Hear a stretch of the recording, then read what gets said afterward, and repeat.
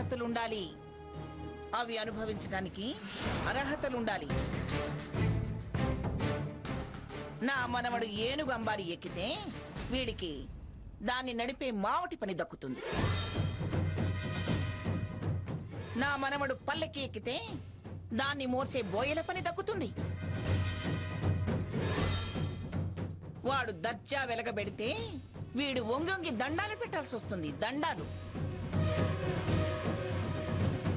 నా మనవడు పులి. పులి. చూడు మంగ, మనకెంత ప్రశాంతత, వాళ్ళకెంత మనశ్శాంతి దొరకాలనే మేము వీళ్ళని పంపుతున్నాం. వాళ్ళ వెనకాల వీళ్ళని పంపి వెళ్లే చోట కూడా పంచాయతీ చేయాలని చూడకు. బయట వీళ్ళు చొక్కాలు పట్టుకుంటే పోయేది మన పరువే. వాడిని వెనకేసుకొచ్చి ఇక్కడికి చేర్చినప్పుడే పరువు ప్రతిష్టలు గంగలో కలిసిపోయాయి. ఇంకా ఏముందని పోవడానికి? పోనీ వాళ్ళని ఎక్కడికి పంపుతున్నావో చెప్పు, కనీసం వీళ్ళ దారన్నా మారుస్తాం. ముందు మీరు మీ బుద్ధి మార్చుకుంటే నేను వీళ్ళ దారి మారుస్తాను. మీరు మీ ఒత్తాసు విరమించుకుంటే నేను వీళ్ళ ప్రయాణం ఆపుతాను. అది కుదరని పని. అయితే వీళ్ళ ప్రయాణం ఆపడం కూడా జరగని పని. సీతాలు, హారతి పళ్ళెం పట్రా. లక్ష్మి, స్వర్ణకి బొట్టు పెట్టు. అలాగే అత్తయ్య. స్వర్ణ,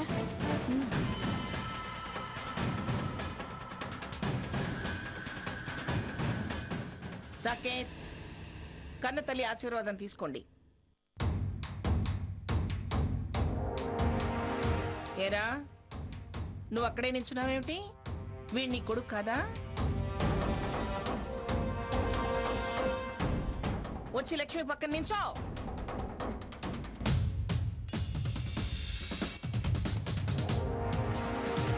వెళ్ళండిరా.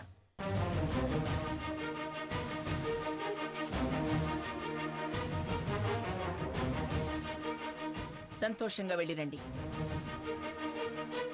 క్షేమంగా వెళ్ళి సంతోషంగా తిరిగి రండి. జాగ్రత్త నాన్న. వెళ్ళి కారులో కూర్చోండి.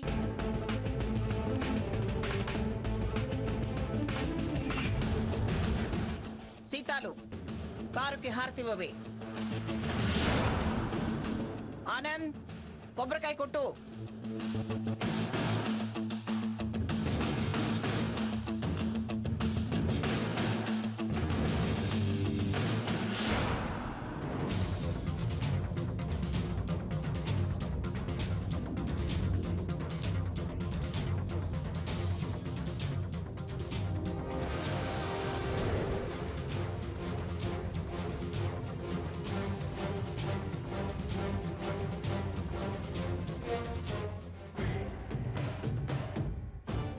ముఖాన బొట్టు పెట్టి ఆశీర్వదించే దిక్కులేని వాళ్ళు వాళ్ళు.